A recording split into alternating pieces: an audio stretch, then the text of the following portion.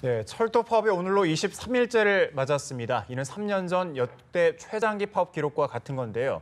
코레일 측이 파업 참가자들에게 내일 자정까지 업무 복귀 명령을 내리면서 내일이 최대 고비가 될 거란 얘기가 나옵니다. 네, 경제부 김동욱 기자와 자세하게 얘기 나눠보겠습니다. 안녕하세요. 네, 안녕하세요. 네, 김 기자, 이번 파업이 왜 이렇게 길어지는 겁니까? 네, 이번 철도 파업이 최장기 파업이 될 것 같습니다. 예. 3년 전 철도 민영화에 반대하며 23일간 이어졌던 게 가장 길었으니까요. 내일이면 그 기록이 깨지게 되는 겁니다. 네. 이번에는 노사 간 대화 없이 갈등만 커지고 있다는 점이 가장 큰 문제입니다.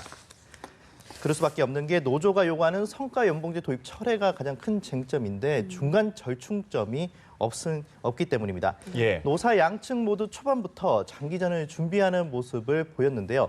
의견 절충이 쉽지 않다는 것을 서로가 잘 알고 있는 데다 3년 전 파업 때 극단적으로 대립했던 기억들이 다 있기 때문에 이번에는 최악은 피하자 이런 인식들이 있었기 때문입니다.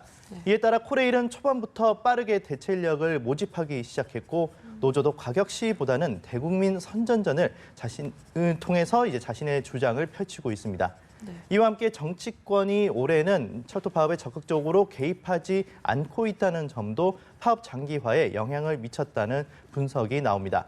3년 전 파업 때에는 정치권의 중재로 종료가 됐었는데요. 이번에는 다른 큰 이슈들이 많아 정치권이 철도 파업까지 신경 쓸 여력이 없는 모습입니다. 네, 예. 그렇습니다. 정부와 코레일이 비상수송 대책을 마련해서 어느 정도 피해는 조금 줄고 있는 것 같은데 앞으로가 사실 문제잖아요. 네. 더 길어지면 불편이 커질 것 같은데요. 네, 그렇습니다. 파업에 돌입하면서 감축했던 열차 운행률이 어제부터 더 줄었습니다. 네. 파업 4주차에 접어들면서 열차 운행률은 82.8% 수준까지 떨어졌습니다. 무엇보다 서울 지하철 13, 4호선 등 수도권 전철 운행률이 88.4%로 떨어지며 시민들의 불편이 가중되고 있습니다. 새마을호와 무궁화호는 60% 수준으로 운행되고 있고 네. 화물 열차도 45%에 그치면서 물류 차질이 빚어지고 있습니다. 예. 다행히 아직까지는 100% 이어지고 있는 KTX 통근 열차도 다음 주부터는 100%를 유지하기 어려울 것으로 보입니다. 그리고 수도권 전철도 어제 처음으로 90% 아래로 운행률이 떨어졌는데요. 대체 인력의 피로도가 높아지면서 점점 더 운행률이 떨어질 전망입니다. 무엇보다 걱정되는 건 안전입니다. 3년 전 파업 때 80대 노인이 열차에서 내리다가 문에 끼인 채 끌려가 숨지는 매우 안타까운 인명사고가 있었습니다. 그렇죠. 이 사고가 파업 후반부에 발생했었던 만큼 이번에도 파업 장기화로 그런 불상사가 발생하지는 않을까 우려의 목소리가 커지고 있습니다. 예, 그런 불상사가 정말 발생하지 않으면 좋을 텐데 파업이 이렇게 길어지고 있습니다. 정부의 그 대응, 정부와 코레일의 입장과 대응은 어떻습니까? 네, 정부와 코레일은 철도 노조의 이번 파업이 불법이라면서 엄정 대처하고 있는 상태입니다. 예. 성과 연봉제 도입 철회와 관련해서는 교섭을 할 수 없다는 입장입니다. 코레일은 이번에 도입한 성과 연봉제가 모든 직원에게 불이익이 없도록 설계한 만큼 문제가 없다고 강조하고 있습니다.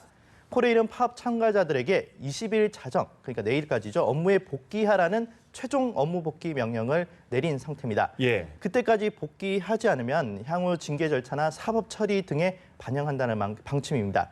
따라서 내일이 고비가 될 것 같습니다. 현재까지 고소고발된 노조 간부는 19명, 직위 해제자는 218명인데 무더기 징계와 대량 해고 사태가 우려되고 있습니다.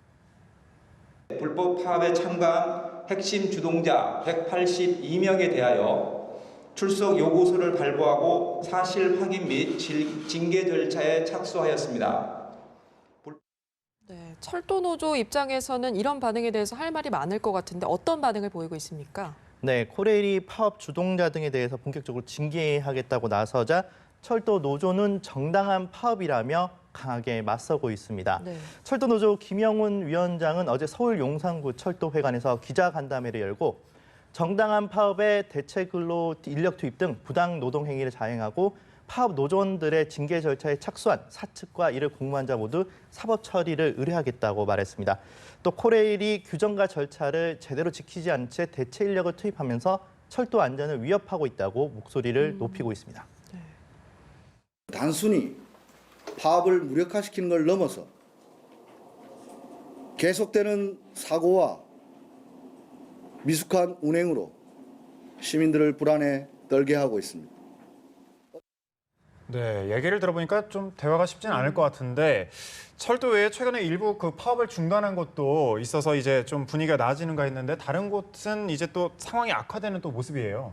네, 그렇습니다. 현대차와 서울대병원 등 일부 파업을 중단한 곳들이 나오면서 이런 동시다발적인 연대 파업이 주춤하는가 했는데 다시 또 여기저기서 갈등이 커지고 있는 분위기입니다. 예. 무엇보다 이 정부의 화물 운송 시장 발전 방안에 반대하면서 운송 거부에 나선 화물연대의 파업도 조합원들의 참여가 줄어들며 주말에 잠시 주춤을 했었는데요.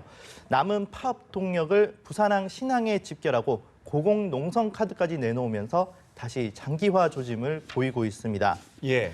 화물연대는 오늘 부산 신항에서 이번 파업 이후 최대 규모의 집회를 열 것이라고 예고했습니다. 그런데 이번 파업을 주도한 박원호 화물연대 본부장이 또 어제 경찰에 교통방해 혐의로 현행범으로 체포돼 이 점이 또 변수로 떠올랐습니다. 화물연대가 구심점에 이른 만큼 어떤 방향으로 진행될지가 관심입니다.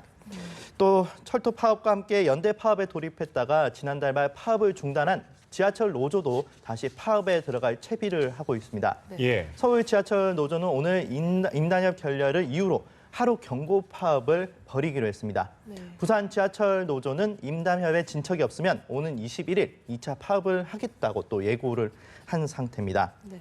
수그러드는 듯했던 연대 파업이 다시 여기저기서 확대되는 분위기인데요. 개인 사업자인 화물연대를 제외하고는 성과 연봉제가 주요 쟁점이다 보니 정부 입장과 평행선을 달리고 있어 문제 해결이 쉽지는 않은 상황입니다. 네. 예, 최장기 파업으로 치닫는 철도 파업과 관련해서 이야기 나눠봤습니다. 경제부 김동욱 기자였습니다. 고맙습니다.